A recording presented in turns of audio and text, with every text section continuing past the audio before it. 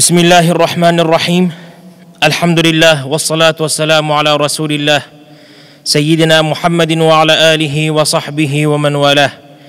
Jaratkan Allah subhanahu ve ta'alaga çeksiz maqtaular bolsun, suyuktu Peygamberimiz Muhammed sallallahu aleyhi ve sellemga çeksiz salavat salamlar bolsun. Allah subhanahu ve ta'ala barыбыздын бүгүнкү ыйык күнүндө мечитке басып келген кадамдарыбыздын ар бирине бирден сооп жазып, бирден күнөө кечирип, даражабызды жогорулаткан болсун. Жумаңыздар маарек болсун. Tenbihul Gafilin kitabında жазуучу алым атасынан рываят кылат. Атасы Абу Абдулла Талкани деген Самаркандта жашаган алымдар рываят кылат. Ал Ахмад ибн Амр дегенден рываят кылат. Ал атасы Исадан рываят кылат. Ал Аби Варқа дегенден рываят кылып, ал Абдуллах ибн Аби Ауфадан рываят кылып, ал Пайгамбарыбыз саллаллаху алейхи ва салламды мындай дегенин уккан экен. Мен масаха аля раси ятимин рахматан. Кайсыл бир адам, мусулман адам, райым кылып, мейримдүүлүктү төгүп, жетим баланын башын сылай турган болсо, катабаллаху лаху би кулли ша'ратин. Колу канча чачка тие турган болсо, хасана, ар бир чачка бирден сооп жазат деди. Ва маха анху би кулли ша'ратин саййи'a. Ар бир колу тийген чач менен бир күнөөнү кечирет деди. Ва рафа'a лаху би кулли ша'ратин даража. Ар бир чач менен даражасын көтөрөт деди.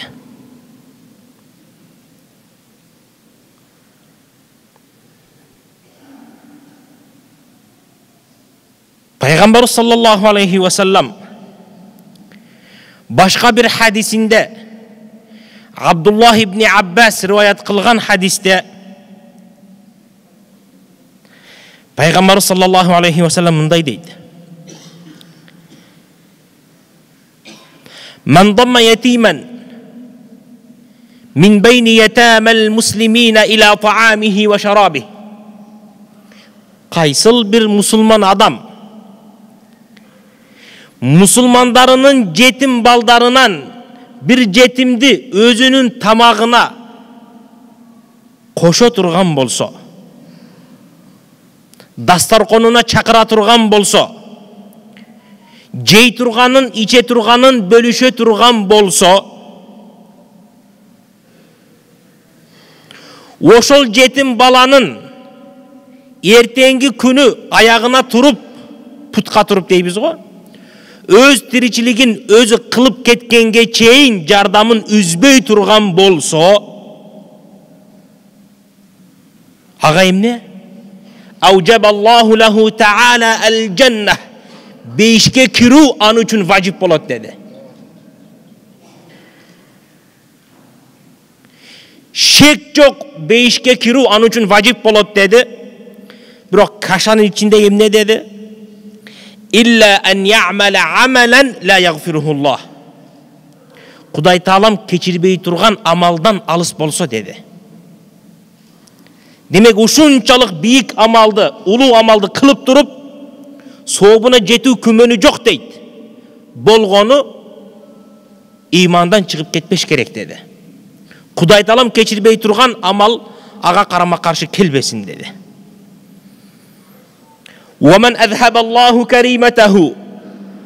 Kuday Taalam adam balasına sunoo berip, adam balasına berile turgan sunoolar urmatu jamaat türdүү bolot. Kebir adamdarga tedeyçilik berilip sunoo bolot. Kebir adamdarga baylık berilip sunoo bolot. Kebir adamdarga ooruu berilip sunoo bolot. Kebir adamdarga den soluğu menen sunoo bolot. Барчылык, жокчулук менен сыноо болот.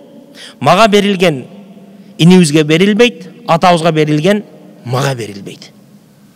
Ар бир адамдын тагдырында жазылган өзүнүн мүнөзүнө жараша, табиятына жараша, жана да албетте иманына жараша өзүнчө бир сыноо болот. Кудай Таалам сыноо берип, кимде кимдин, кайсыл бир мусулмандын көзүн көрүү нематын алып кое турган болсо деди. Фасабара вахтасаба. Ошол пенде ошол нематтан айрылганыга сабыр кыла турган болсо, аужабаллаху лаху таала ал-жанна. Ага дагы Кудай Таалам эмне деди? Бешти убада кылды деди. Илля ан я'мала амалан ла ягфирухуллах. Качан гана Кудай Таалам наразы боло турган, кечирбей турган амал кыла турган болсо, анда убадасы аткарылбай калат дейди. Wa man kana lahu thalathu banatin. Кайсыр бир мусулман пенденин Кудай Таалам ага үйлөнүү нематын насип кылды, баш кошту.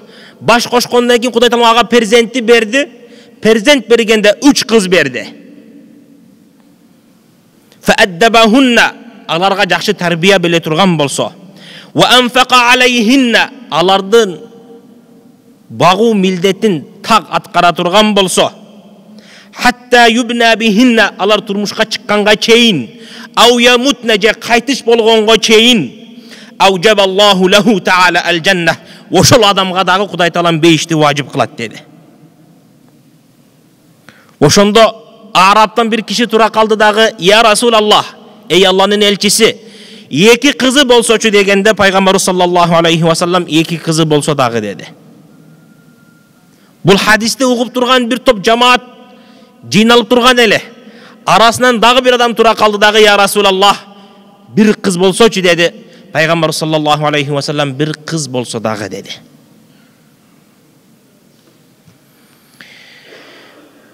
Күндөрдүн биринде пайгамбар саллаллаху алейхи ва саллам мечитте отурса, анын жанында Абу Дарда деген сахаба бар болчу. Сахаба риваят кылат, чоочун адам мечитке кирип келди дейди. Кирип келип пайгамбар саллаллаху алейхи ва салламга жакындап алдына олтуруп, я Расулаллах, менин жүрөгүм таш болуп калды дейди. Ey Алланын элчиси, менин жүрөгүм ташка айланып баратат. Мээримдүүлүгүм жоголуп баратат. Ташбоор болуп бара жатамын дегенде, пайгамбар саллаллаху алейхи ва саллам эмне деди? Жүрөгүң жибишин каалай турган болсоң, жетим баланын башын сылап, анын курсагын тойгузгун деди.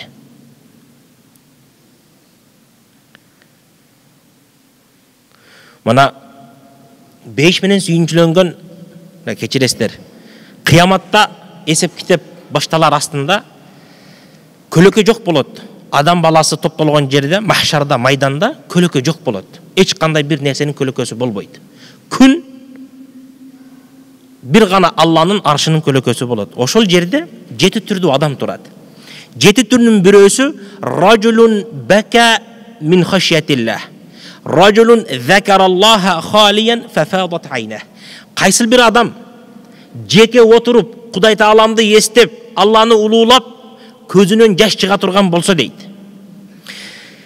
Көздөн жаш чыгуу үчүн адам жүрөгү жумшак болуш керек. Көздөн жаш чыгуу үчүн, Кудай Тааламдын астында пенде экениңди сезинип, күнөөлөрдөн кечирим суроо үчүн, мээримдүү болуу үчүн адамдын жүрөгү жумшак болуш керек. Азыр биз кандайбыз азыркы заманда?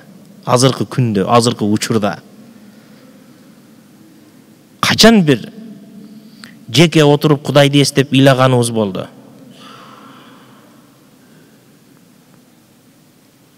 Өзүбүздү алдап, күнөө иш кыла турган болсок дагы, өзүбүздү алдаш үчүн жол издейбиз. Өзүбүздүн нафсибиз каалаган молдонун сөзүн гана алабыз. Сиздин жүрөгүңүз жактырган бир нерсени бир алым болбойт десе, башка алымдан барып сурооду бурмалап болот деген жоопту алганга тырышкан учурубуз болуп калды. Жол издемей учур болуп калды. Мунун баары Алладан алыстатат. Алладан алыстата турган болсо, адамдын жүрөгү таш болуп калат. Күнөө иштер көп кылына турган болсо, адамдын жүрөгү таш боло турган болот. Мына ушул таш жүрөктү кантип жибитет экенбиз?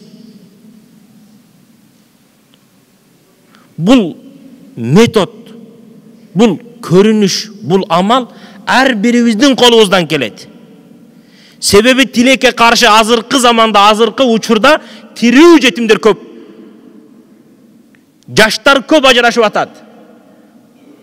Балдар тирүү жетим калгандар көп болуп атат.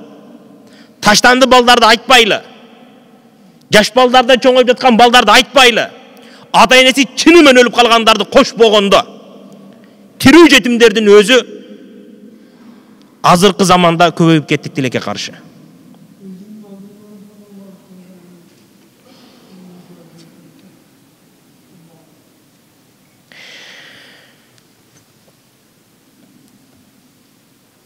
Адашпасам 708 жылдары болгон окуя.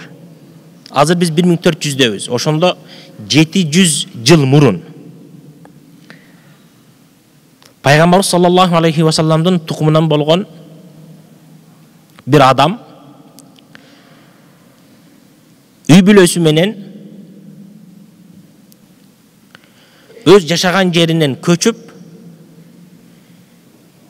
Европага жакыныраак өлкөлөргө, азыркы Турция, анын үстүндөгү, төмөндөгү өлкөлөргө хижрат кылат. Чоочун элге хижрат кылат. Ошол жака барып жашап, Кудай Таалам буйруганча өмүр сүрөт. Ажалы жетип, жанакы киши кайтыш болот. Артынан бир жубайы, 3 кызы, 3 жетим кызы артынан калат. Калтырган дүнүйөсүн болушунча экономдоп, үнөмдөп, колдонуп, бир күн келет, жанакы таштаган тамагы, акчасы түгөйт. Анан аялы жардам сурап көчөгө чыгат. Жолдо бара жатып, мечит бар болгон болот, мечитке кирет. Мечитке кирсе, аалым киши баян кылып жаткан болот. Аалым кишиге кайрылат. Биз ушундай үй бүлөбүз. Маркум жолдошум пайгамбардын урпагынан болгон. Жардамга муктажбыз дейт. Түнөй турган жерибиз жок. Жей турган тамагыбыз жок. Колуңуздан келишинче бир жардам кылыңыз дейт. Жанакы аалым суроо берет. Сиз ошол күйөөңүздү пайгамбардын урпагынан деп жатасыз. Далилдеңиз дейт. Тастыктап бериңиз, биз сизге жардам беребиз дейт. Жанакы аял айтат, бул жер бөтөн эл, мени тааныган, биз аралашкан адамдар жок экен, мен сизге тастыктап бере албаймын дейт. Тастыктай албасаңыз, анда сизге эч нерсе жок деп чыгарып салат.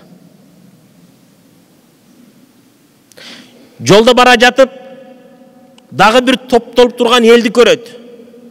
Алар бир бай адамдын астында турган экен. Ал мусулман эмес болот.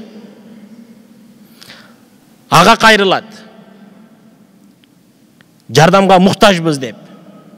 Көчөдө калдык деп кайрылганда, жанакы мусулман эмес адам, бай адам, дароо үй бүлөсүн, аялдарын, кыздарын, кызматкерлерин жөнөтүп, жанакы аялдын жетим кыздарын кошо алдырып, жакшы жерге жайгаштырат. Ошентип түнөшөт. Эртеси күн чыга элек, жанакы аалым киши байдын эшигини тыкылдатып уруп жаткан болот. Кызматкерлери ачат. Кожоюнуңарды чакыргыла дейт. Кожоюн түшөт. Эмне болду десе, Keçe mağa bir ayal jardam sorap geldiler. 3 kızım jetim köçödө kaldık dep. Men alарды кетирип жибергенден кийин үйгө барып түнөдүм, уктадым, түш көрдүм. Түшүмдө бейиште жүрөт экенмин дейт. Ушундай адамдын көзүнө жакшы көрүнгөн, чырайлуу, кооз көрүнгөн сарай көрдүм дейт. Сарайдын астында пайгамбарыбыз саллаллаху алейхи ва саллям турган экен. Кызыгып барып, я Расулаллах, ушул сарай кимге деп сурадым. Пайгамбарыбыз саллаллаху алейхи ва саллям, бул сарай Алланын жалгыздыгына иман келтирген мусулман үчүн деди. Я Расулаллах, мен Алланын жалгыздыгына иман келтирген мусулманмын десем, Пайгамбарыбыз саллаллаху алейхи ва саллям мага тастыктап бергин деди. Мусулман экениңди тастыктагын деди. Keçe саңа bir аял келип, мен муктажга жардамын ушундаймын дегенде, тастыктагын деп сурабадың биле деп жооп берди мага деди.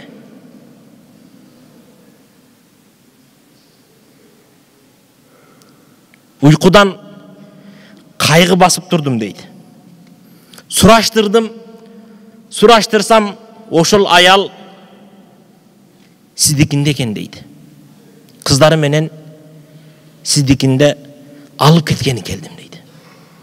Mağa beriңiz, alarda men sıylayın deydi. Janakı musulman emес kişi bay karap durup jılmayat. Ошол түш мага кирди дейди. Кече биз ошол аялды 3 кызын үйгө алып келгенден кийин кандайдыр бир башкача бир аура пайда болду. Исламга кызыгуу пайда болду. Ал бизге түшүндүрүп отуруп исламдын баалуулугун, өзгөчөлүгүн, акыркы дин экенин түшүндүрүп отуруп биз динди кабыл алдык деди. Кабыл алгандан кийин гана уктадык. Түшүмдө ошол сарайды көрдүм. Пайгамбарыбыз саллаллаху алейхи ва саллям жылмайып туруп, ошол сарай сеники деди.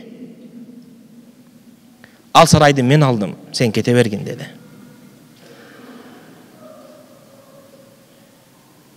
Жанакы киши, аалым киши эмне кылат? Кайра артына кайтат.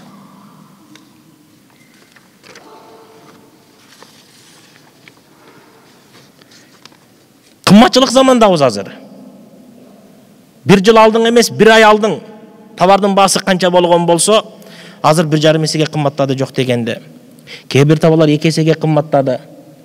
500 сомго продукт ала турган болсоң, азыр 1000 сомго алып калдың. Ушундай заманда биз берекеден башка эмнеге муктажбыз? Берекеден артык эмнеге муктажбыз биз? Кудай Таалам бизге 1 тыйын береби, 10 тыйын береби, берекеси менен берүүсүн тиленип калдык. Андан артык нимат жок. Ошол берекени кайдан табабыз? Ошол берекени биз көпчүлүгүбүз тээп жаткан учурлар болуп жатат. Анас ибн Малик радıyallahu anhu'nun bir жакшы сөзү бар. Анас ибн Малик пайгамбар саллаллаху алейхи ва салламдын кызматкери болгон. Ал эмне дейт? Хайрул буюти, үйлөрдүн эң жакшысы, байтун фихи ятимун, bir жетим бала бар үй. Юхсану илейхи фихи, ага жакшылык мамиле кылынат деди. Ва шаррул буюти, үйлөрдүн эң жаманы, кандай үй? Байтун фихи ятимун, ал үйдө bir жетим бар. Юсау илейхи, ага жамандык мамиле кылынат деди. Ага кор көрсөтүлөт деди. Кордук көрсөтүлөт деди.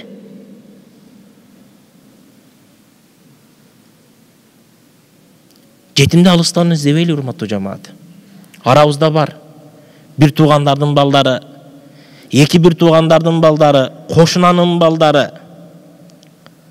Тирүү жетимдер бар. Ата энеси ажырашып кеткен, тил келишпей калып, жылдыздары келишпей калып,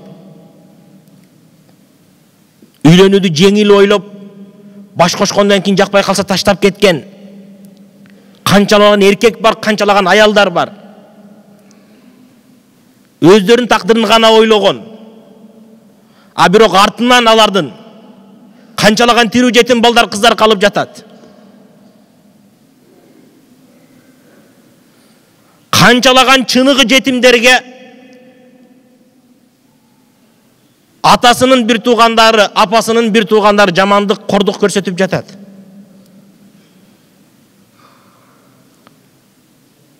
Телефон чукуласаң эле ошондой жаңылыктар чыга турган болду азыркы заманда. Ошого ким күнөөлүү? Айтпаган биз күнөөлүүбү? Амал кылбаган адам баласы өзү күнөөлүүбү? Аманатка кыянат кылган ким күнөөлүү? Давуд алейхиссалам пайгамбарыбызга Забур китеби түшкөн. Ошол Забур китебинде Кудай Таалам Давудка айтып жатат: "Я Давуд, кун лил ятими кал абр рахим." Жетим балага мээримдүү ата болгун деди. "Ва кун лил армалати ка зауджи шафиqi." Жесир аялга бир туугандай жакшы мамиле кылгын деди. Сен кандай кыла турган болсоң, кандай эге турган болсоң, ошондой мөмөнү өрүп аласың деди. Жетим балдарга, айласыз, алсыз балдарга күчүн көрсөткөн эркек, аял бул жашоодо точно кордук көрөт ал адамдар. Ага шек жок. Кыяматта точно тозокко түшөт ал адамдар. Инналлазина я'кулуна амвалал ятама зулман иннама я'кулуна фи бутунихим нара ва саяслауна сa'ира. Жетим балдардын байлыгын, акчасын жеген адамдар очок жегенмен барабар дейт. От жегенмен барабар. Алар тозокко түшөт деди. Ибн Аббас радияллаху анху тафсирлегенде алар түбөлүктүү тозокто калышат дейт. Андан да тышкары өзүнүн тукумунан балдары дагы жетим болот.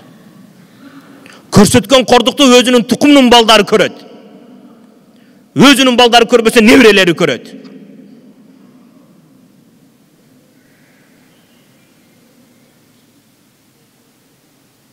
Миң акылдуу болсок дагы, миң күчтүү болсок дагы, жараткандын астында эмес, салыштырмалуу башка адамдарга караганда алсызбыз.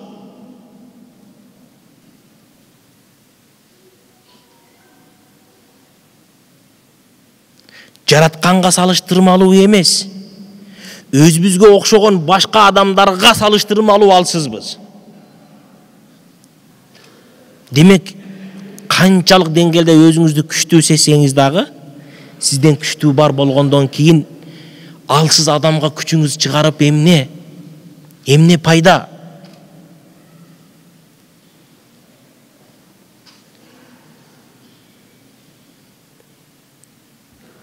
Тооба кылган адамдардын бири мындай дейт: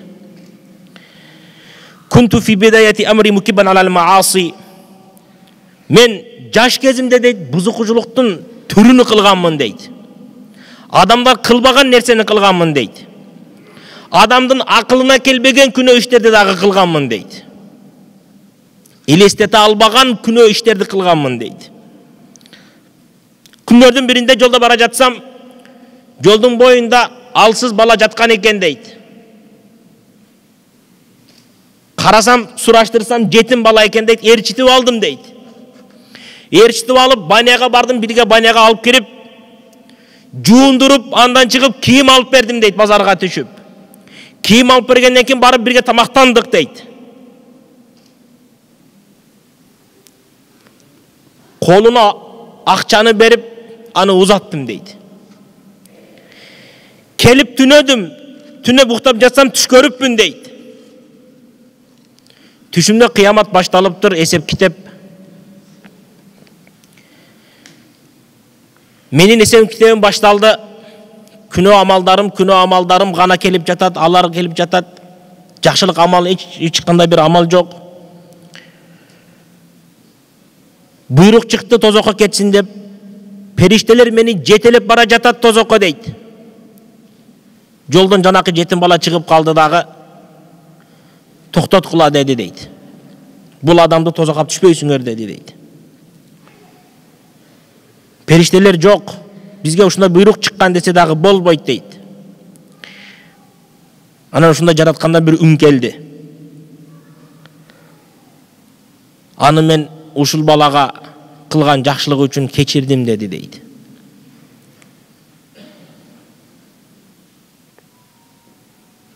Уйкудан турсам ойгонупмун дейт. Ошол күндөн баштап Кудай Таалама тооба кылып, колумдан келишинче жетимдерге жардам берип келдим дейт. Урматтуу жамаат, айта берсек, аяттар көп, Пайгамбар саллаллаху алейхи ва салламдын хадистери көп. Айтылуудан максат эмне? Айтылуудан максат ушул сөздөргө амал кылуу. Ушул сөздөр оң кулагыбыздан кирип, сол кулагыбыздан чыгып кетпеш керек. Ушул сөздөрдүн, хадистердин, аяттардын ар бир сөзүнө, ар бир тамгасына амал кылууду Кудай Таалам бизге насип кылсын. Мен айткан сөздөрдүн 90%-ны баарыңыздар билесиздер. 100% десем адашпаймын. Бул жерде биз акыл үйрөтүү үчүн турган жерибиз жок. Бирок Кудай Таалам эмне дейт? Вазаккир фа инна зикра танфаул муъминин. Эскертүү мусулманга пайдалуу дейт. Эскертүү мусулманга пайдалуу, имандуу адамга пайдалуу. Бири-бирибизди эскертип туралы. Коомчулукта байкалбастан бирок чоңоюп келе жаткан мына ушундай проблемаларды болушунча жөнгө салалы, урматтуу жамаат. Болушунча адилеттүү бололу. Болушунча намыстуу бололу. Болушунча туура бололу. Биз бирөөнүн акысына киргенче ал адам биздин акыбызга кире берсин, урматтуу жамаат. Алуу оңой кыяматта, берүү кыйын болот. Алла субханаху ва таала айтылган сөздөргө амал кылып алууга насип кылган болсун, урматтуу жамаат. Эскерте турган маселелерибиз бар, адаттагыдай. Биринчи орунда тазалык маселеси, тазалыкка жакшы көңүл буруңуздар. Мечиттин тазалыгы, дарат алуучу жердин тазалыгы. Экинчи маселе, жакын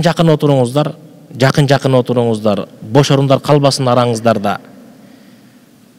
Көп бир туугандарыбыз мечиттин сыртында калып кетип жатат. Анан ылдыйкы этажда, подвалдагы жамаатка кайрылат элем. Залдын орто жери бош калып кетет. Сап толбой калат. Сиздер турганда саптарды толтуруңуздар. Сап үзүрү менен үзүлө турган болсо, Кудай Таалам кечиримди зат кечирип кое берет.